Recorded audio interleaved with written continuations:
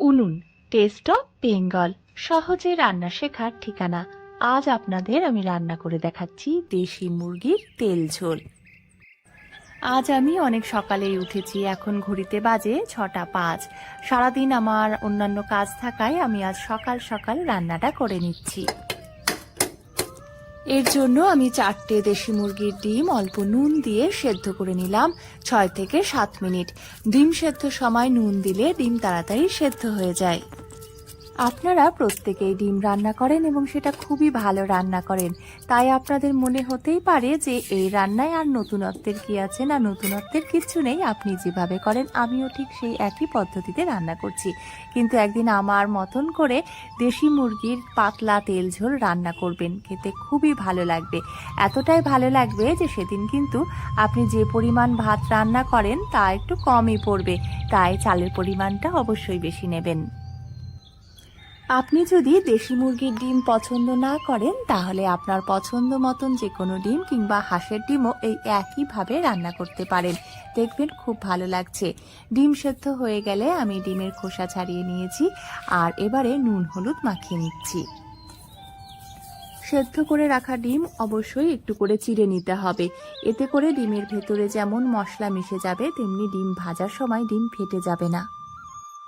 আমি সকাল সকাল ছাদে রান্না করছিলাম, কিন্তু লোডশেডিং হয়ে যাওয়াতে ইন্ডাকশনটা আর চলছে না, তাই আমি আবার রান্নাঘরে চলে এসেছি। কড়াইতে দিয়ে দিয়েছি 1/2 কাপ মতন তেল। যেহেতু আমি এটা ডিমের তেল ঝাল রান্না করছি তাই তেলের পরিমাণটা বেশি দিয়েছি। তেল গরম হলে ডিমগুলো ভেজে নিলাম হালকা করে। এবারে ওই তেলেই আমি ডিমের ঝোলের জন্য আলু ভেজে নিচ্ছি অল্প লবণ দিয়ে। এখানে আমি 4টে আলু এভাবে টুকরো করে কেটে নিচ্ছি। আলুগুলো অল্প ভাজা হয়ে গেলে ওই তেলের মধ্যেই আমি দিয়ে দিচ্ছি ফোড়নে গোটা জিরে, তেজপাতা আর একটা শুকনো লঙ্কা।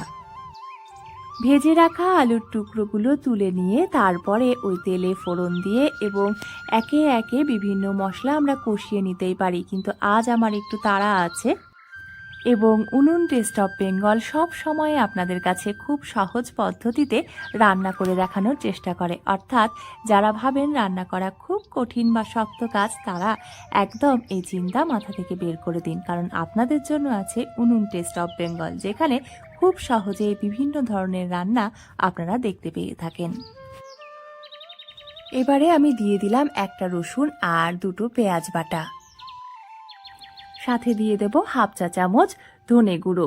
আপনারা যারা ভিডিওটা দেখছেন তাদের বলবো চ্যানেলটি সাবস্ক্রাইব করে অতি অবশ্যই বেল আইকনে গিয়ে অল নোটিফিকেশনটা অন করে নিন। আর শুধু ইউটিউব নয়, আপনারা চাইলে ফেসবুকেও পেয়ে যাবেন উনুন টেস্ট অফ বেঙ্গলের পেজটিকে। স্বাদ মতো নুন হলুদ দিয়ে আমি আলুর সাথেই মশলাটা কষিয়ে নিচ্ছি। পেঁয়াজ রসুন থেকে কাঁচা ভাব চলে গেলে আমি এর মধ্যে যোগ করে দেব 1 টেবিল চামচ জিরে, আদা ও শুকনো লঙ্কা বাটা। এখানে 1/2 ইঞ্চি আদা আর 1/2 চা চামচ গোটা জিরে আর 4টে শুকনো লঙ্কা আমি বেটে নিয়েছি। এবারে রঙের জন্য আমি দিয়ে দেব 1 টেবিল চামচ মতো কাশ্মীরি লঙ্কার গুঁড়ো।